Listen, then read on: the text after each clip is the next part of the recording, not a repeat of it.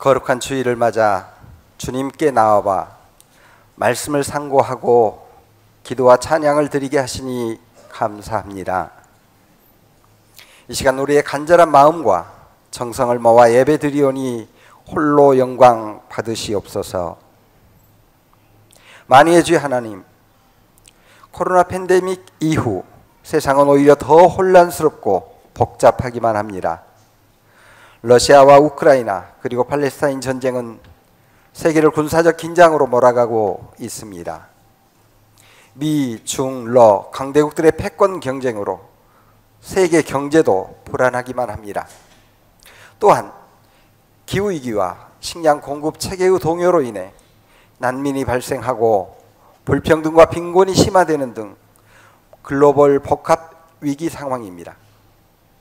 국내적으로도 북한과 군사적 적대감이 날로 고조되고 있고 총선을 앞두고 포퓰리즘과 권위주의, 내로남불로 남 탓하는 증오 정치는 갈등과 불신, 편견과 독선이 난무하는 막된 세상을 만들고 있습니다.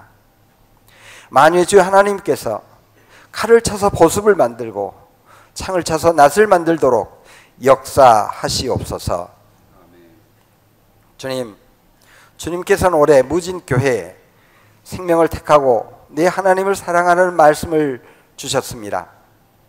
과연 나는 어디로 가고 있는지, 우리는, 세계는, 인류는 어디로 가고 있는지, 무진교회는 어디로 가고 있는지 돌아보게 하옵소서. 정녕 하나님께서 창조하신 생명을 택하고 있는지 질문하게 하옵소서. 그리고 생명을 선택하게 하시옵소서. 주님, 올해는 돈보다도 사람을 더 소중하게 여기게 하시옵소서. 높은 학력보다도 평범한 상식을 더 소중하게 여기게 하옵소서. 커다란 권세보다도 소박한 인간미를 더 소중하게 여기게 하옵소서. 물질적 풍요보다도 마음의 여유를 더 소중하게 여기게 하옵소서. 지배하는 사람보다 섬기는 사람을 더 소중하게 여기게 하옵소서. 내가 최고라는 생각보다도 모든 것이 다 소중하다고 여기게 하옵소서. 내 믿음이 중심이라는 생각보다도 기도와 말씀과 묵상을 더 소중하게 여기게 하시옵소서. 주님, 무진교회를 위해서 기도합니다. 무진교회가 사랑할 것들이 더 많아지도록 기도합니다. 무진교회당이 활짝 핀 봄꽃처럼 화사한 웃음꽃이 피어나도록 기도합니다. 무진교우들 한 사람 한 사람이 누군가에게 작게라도 힘이 되도록 기도합니다. 무진교우들 모두가 무조건 건강하도록 기도합니다. 무진교우들의 입에 감사가 주렁주렁 열리게 되도록 기도합니다.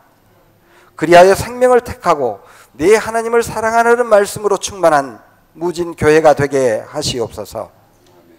우리를 사랑하시는 주님, 설 명절을 맞아 온 가족이 모여 귀한 음식을 먹고 마시는 가운데 하나님의 생명 공동체임을 확인하게 하시니 감사합니다.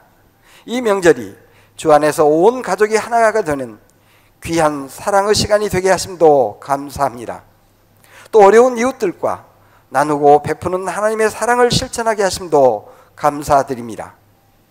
이제 한 살 나이를 더한 만큼 은혜를 받았어도 티가 나지 않게, 사랑을 행하여도 드러나지 않도록 더 성숙하고 더 너그러운 믿음의 사람이 될 것을 다짐하고 실천하게 하시옵소서. 오늘 예배를 주관하시는 목사님께도 말씀의 능력을 주셔서 선포하는 모든 말씀에 성도들이 아멘으로 화답하며 마음에 회심이 있게 하시옵소서. 성가대의 찬양도 기쁘게 받아 주옵소서. 이제 시작하는 시간이오니 순서마다 주님께 영광이 되게 하시고 교우들에게 한없는 은혜의 시간이 되게 하시옵소서. 생명을 택하고 하나님을 사랑하는 모범을 보이신 예수님의 이름으로 기도드리옵나이다. 아멘. 신약성경 45쪽 마태복음 26장 26절부터 35절까지 교독하겠습니다.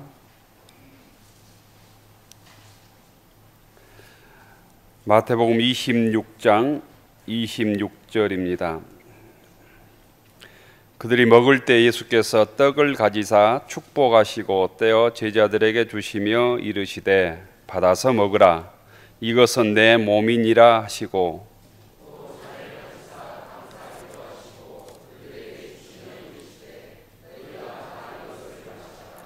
이것은 죄 사함을 얻게 하려고 많은 사람을 위하여 흘리는 바 나의 피 곧 언약의 피니라.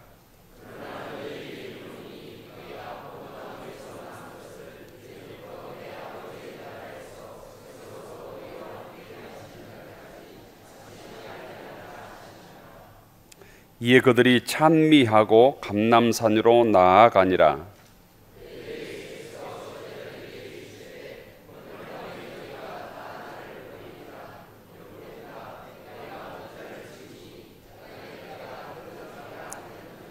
그러나 내가 살아난 후에 너희보다 먼저 갈릴리로 가리라.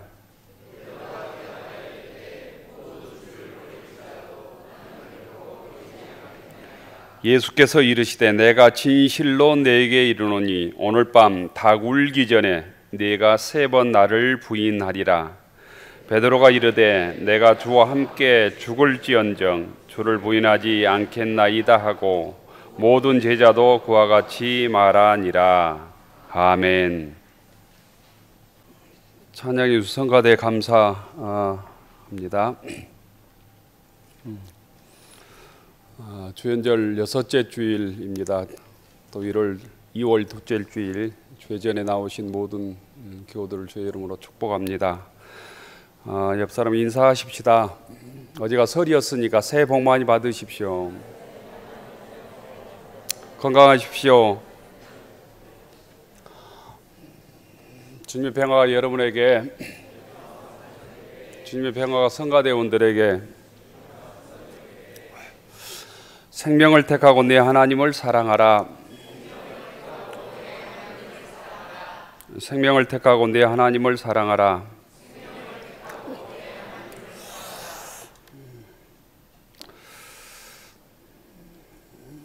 어제가 설날이었습니다. 설날, 설 명절 잘 지내셨는지 모르겠습니다.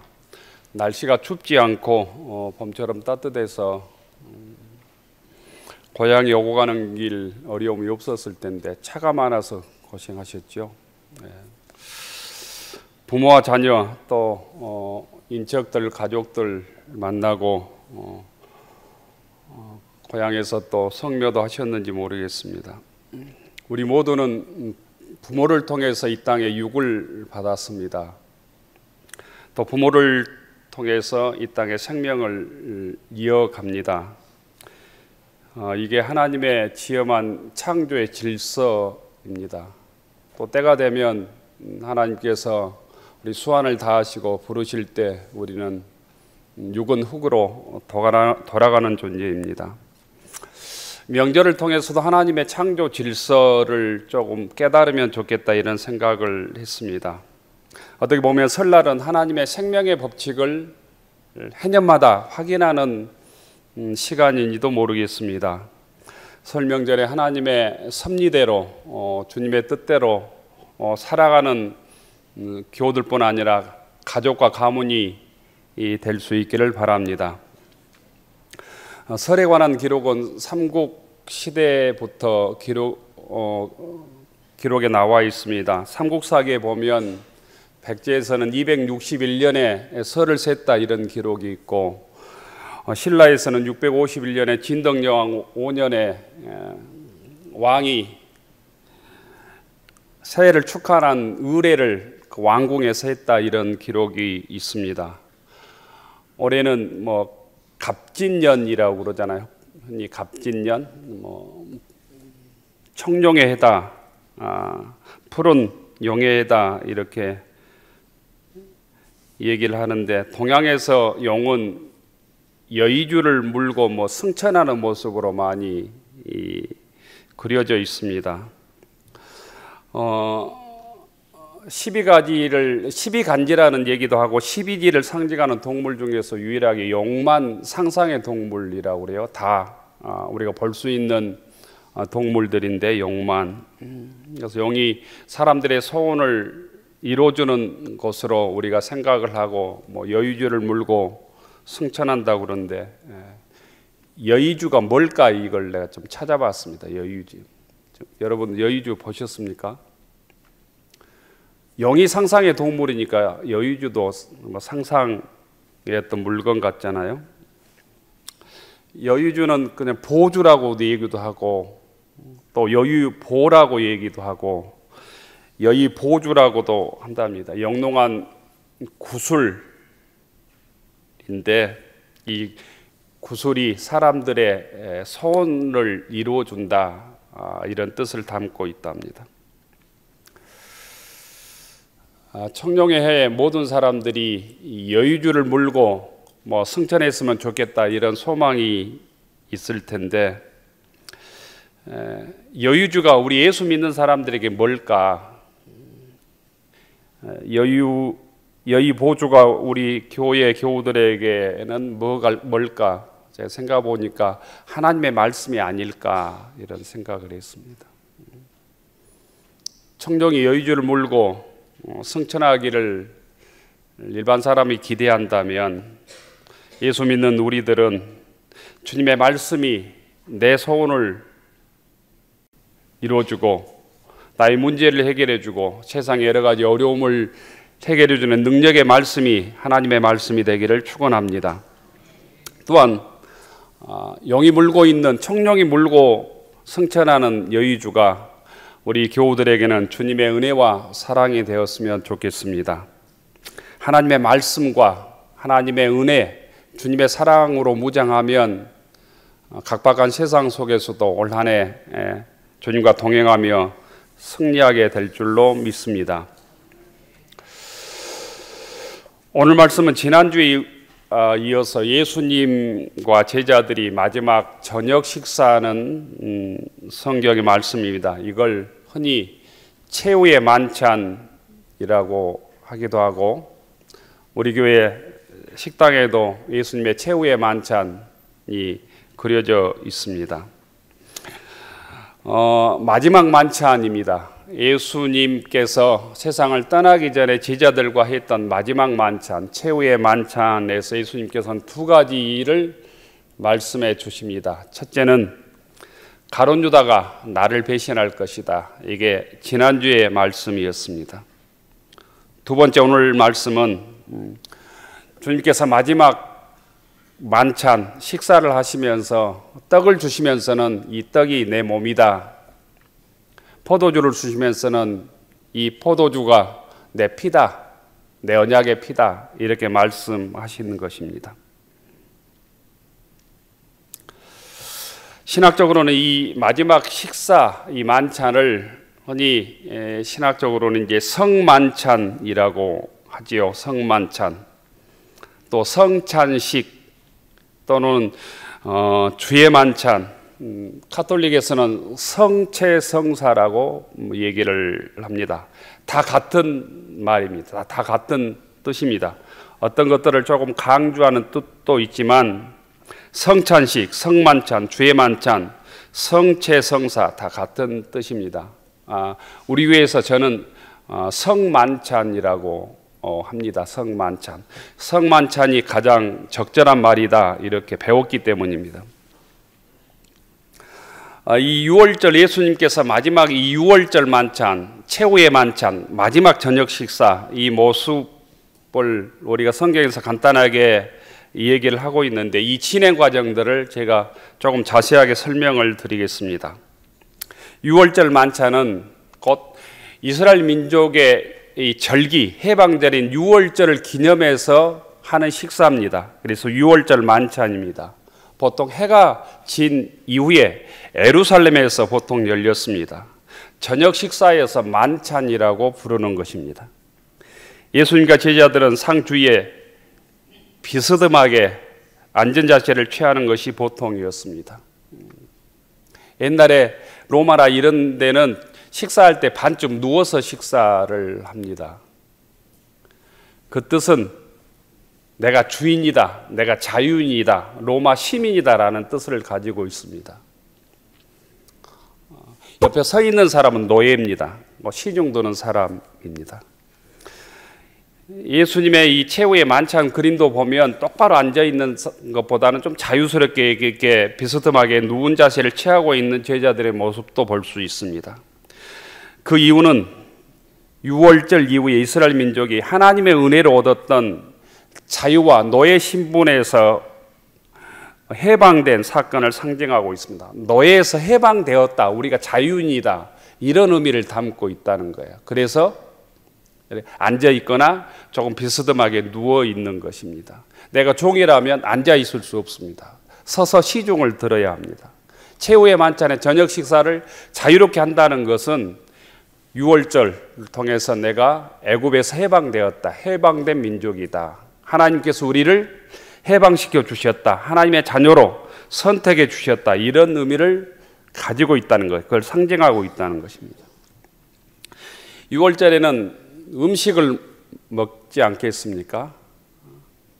양고기를 먹고 또 음료를 마십니다. 이게 포도주인데 붉은 포도주입니다. 적포도주, 지금으로 하면 레드와인입니다. 화이트 와인이 아닙니다. 레드와인입니다.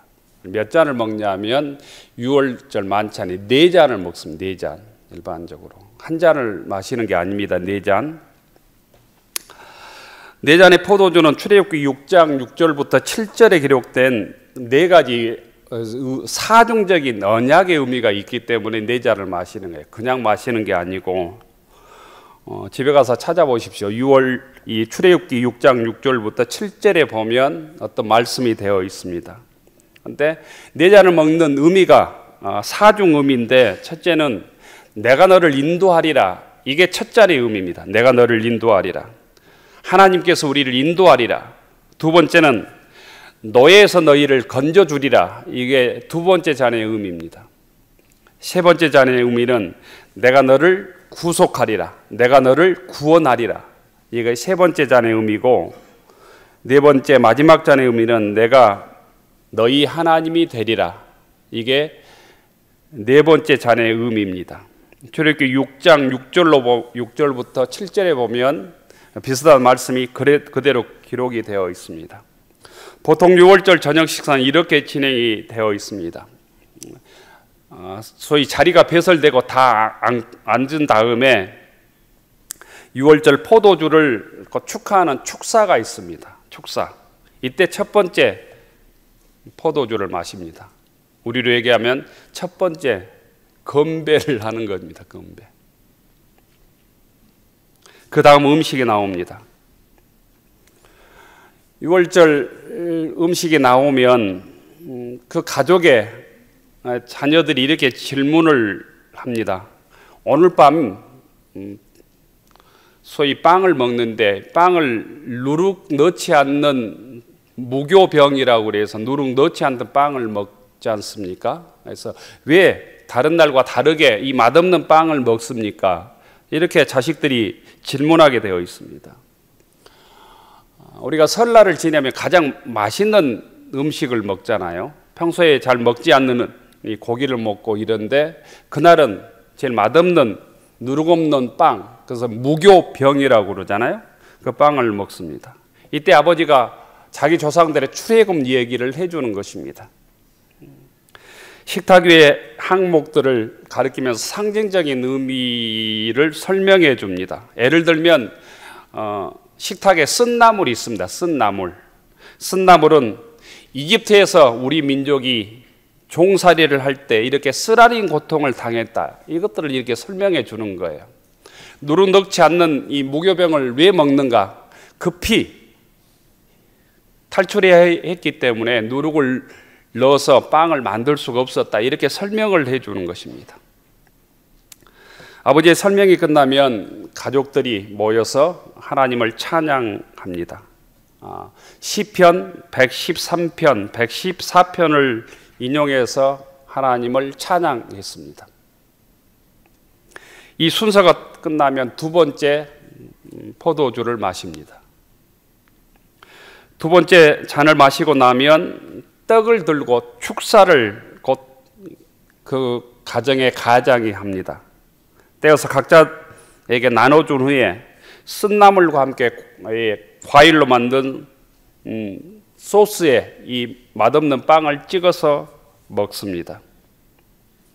유월절 만찬은 성전에서 희생예물로 드린 이 양고기가 포함이 되어 있었습니다. 식사가 끝날 무렵에 그 부모가 세 번째 잔을 이렇게 축복하고 세 번째 잔을 포도주를 마십니다. 그 다음에 시편 115편부터 118편까지를 찬송하고 마지막으로 네 번째 잔을 마시면 유월절 식사가 마쳐지는 것입니다. 근데 오늘 예수님께서 26절에 보면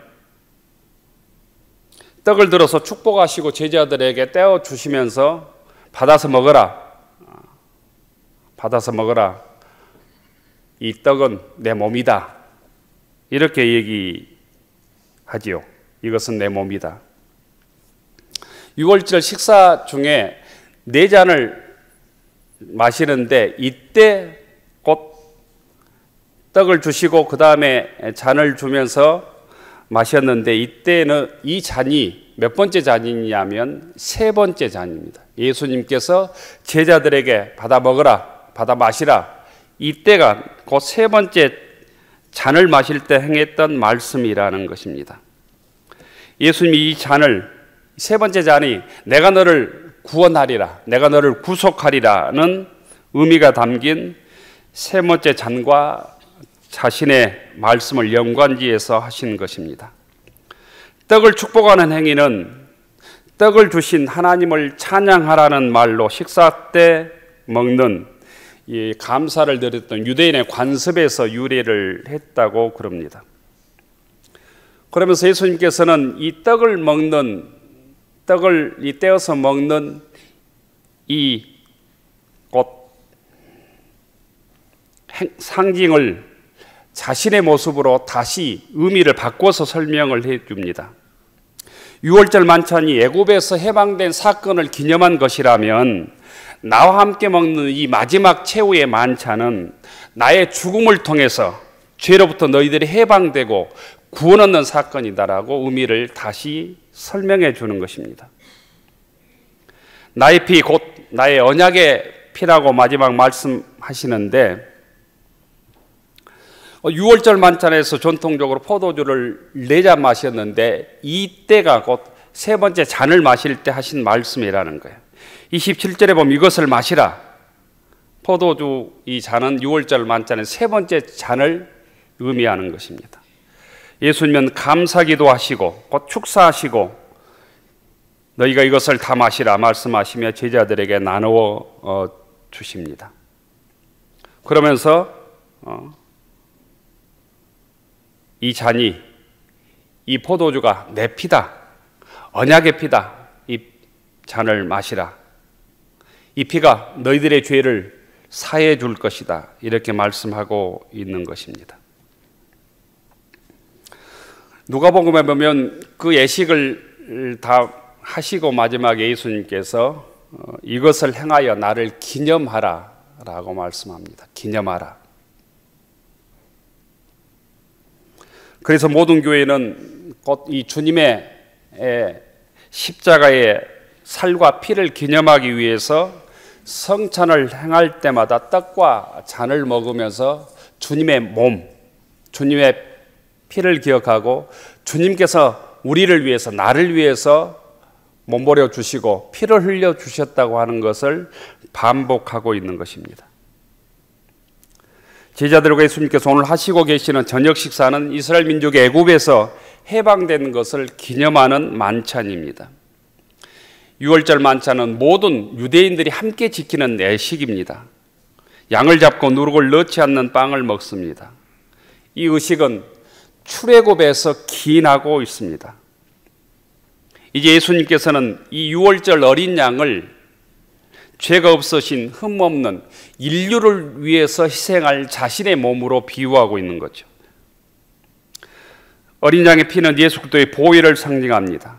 누룩은 일반적으로 신약에서는 죄를 상징하는데 누룩 없는 빵을 먹는다라고 하는 것은 죄가 없는 순수한 떡인 예수님을 먹는다라는 의미가 있는 것이죠. 다시 말씀드리면 유월절의 어린 양의 피는 예수님의 보혈을 상징하고 유월절에 먹었던 누룩 없는 떡은 예수님의 몸을 상징하는 것입니다. 그래서 예수님께서 마지막 만찬에서 이 떡을 떼어주시면서 이것은 내 몸이다 말씀하시고 포도주 잔을 건네시면서 받아 먹으라. 이것은 모든 사람들의 죄를 대속하는 나의 피라고 말씀하시고 계시는 것입니다. 이 성만찬은 하나님의 성령의 능력을 통하여 예수님께서 우리에게 베풀어 주시는 곧 성례전, 거룩한 예전입니다. 설교가 보이지 않는 하나님의 말씀이라면 보이는 하나님의 말씀이 성만찬입니다. 떡과 포도주가 보이는 하나님께서 우리에게 주시는 말씀이다라는 거예요. 그래서 성만찬을 우리가 참여할 때마다 떡과 포도주를 마실 때마다 부활하는 우리 가운데 주님께서 함께 하시고 또 임재하시고 부활하신 주님께서 우리 함께 하신다고 하는 것을 상징하는 것이죠. 그래서 성찬, 성만찬, 주의 만찬이라고 부르는 것입니다. 일반적으로 신학적으로 성만찬은 5가지 의미가 있습니다. 5가지 의미가. 첫째는 이 성만찬을 우리가 함께 참여하면서 우리를 구원해 주신 하나님께 감사 드리는 의미가 성만찬에는 있습니다. 보통 성만찬을 유카리스트라고 그러는데 유카리스트라는 말은 감사라는 뜻을 가지고 있습니다. 감사. 하나님께서 오늘 우리들에게 주신 은혜의 진실로 감사할 때 우리가 주님의 마지막 만찬에 참여하는 성도들이 될 줄로 믿습니다. 초대교인들은 늘 성만찬을 통하여 창조주 하나님을 찬양하고 그 은혜에 감사를 드렸습니다. 하나님께서 주님을 통해서 우리를 한 가족이 되게 하시고 구원해 주신 하나님께 감사를 드렸다라는 거예요. 두 번째 성만찬의 의미는 나를 위해서 희생하신 예수님을 기념하는 의미가 있습니다. 그래서 성찬보에 보면 우리 교회도 그렇게 써져 있을 거예요. 뭐라고 써져 있냐면 나를 기념하라 이렇게 써져 있습니다. 부활절 때 한번 보세요. 나를 기념하라 이렇게 성찬보에 써져 있습니다. 십자가에 달리시고 부활하신 예수님을 기념하는 것. 부모님의 기일에 함께 자녀들이 모이는 것은 곧 이 부모님을 추억하고 회상하고 부모님의 그 사랑을 다시 새기는 것 아닙니까? 그것처럼 성만찬에 참여한 것은 예수님께서 나를 위해서 희생하셨구나, 나를 사랑하셨구나, 나를 위해서 죽으셨구나, 이걸 곧 기억하고 기념하는 것입니다. 세 번째 성만찬의 의미는 성령을 초대한 의미가 있습니다. 그래서 성만찬 의식에 보면 성령의 초대, 성령의 기도가 꼭 그 안에 있습니다. 주님의 임재가 곧 성만찬의 중심인데 주님께서 임재하기 위해서는 우리 마음속에 임재하기 위해서는 성령께서 역사하셔야 된다는 거예요. 성만찬은 성령을 초대하는 예전이 아주 중요한 것입니다. 이 시간 성령께서 우리에게 오셔서 이 예시가 오셔서 우리를 하나 되게 해 주십시오. 역사하여 주십시오. 하나님의 뜻을 깨닫게 하여 주십시오. 이런 의미가 있다는 것입니다. 또 성만찬은 성도들의 교제의 의미가 있습니다. 교제. 그래서 성만찬을 커뮤니언 서비스라고도 부릅니다. 우리가 주의 자녀로서 떡을 먹고 잔을 나눔으로 우리가 한 가족이다, 한 자녀다, 한 백성이다, 이런 의미가 있습니다. 마지막으로는 하나님의 나라의 식사로서의 의미를 가지고 있습니다. 하나님 나라를 미리 떡을 먹고 잔을 마심으로 미리 맛보는 것입니다. 우리가 세상을 떠나서 또 하나님 나라가 임할 때 경험해야 될 하나님 나라를 우리가 미리 맛보는 축제다라는 거예요. 그래서 유명한 한스 큐이라는 신학자는 이렇게 말했습니다. 과거의 관점에서 성만찬은 회상과 감사의 식사이고, 현재 관점에서 성만찬은 성도들의 교제의 식사이며 언약의 식사이고, 미래 관점에서 성만찬은 곧 메시아의 종말적 식사에 대한 예견이다, 이렇게 말씀했습니다. 근데 이 성만찬을 주님께서 다시 오실 때까지 계속하라고 말씀합니다. 고린도전서 11장에 보면 너희가 이 떡을 먹으며 이 잔을 마실 때마다 주의 죽으심을 오실 때까지 전하라, 이렇게 말씀하고 있습니다. 그래서 우리는 예배를 드릴 때마다 곧 주의 성만찬을 계속하는 것입니다. 그래서 가톨릭 미사에는 한 주도 빠지지 않고 주마다 그 성체 성사를 하는 것입니다. 오늘 우리가 예배를 드린다고 하는 것은 영적으로 얘기하면 주님의 몸을 먹는 것입니다.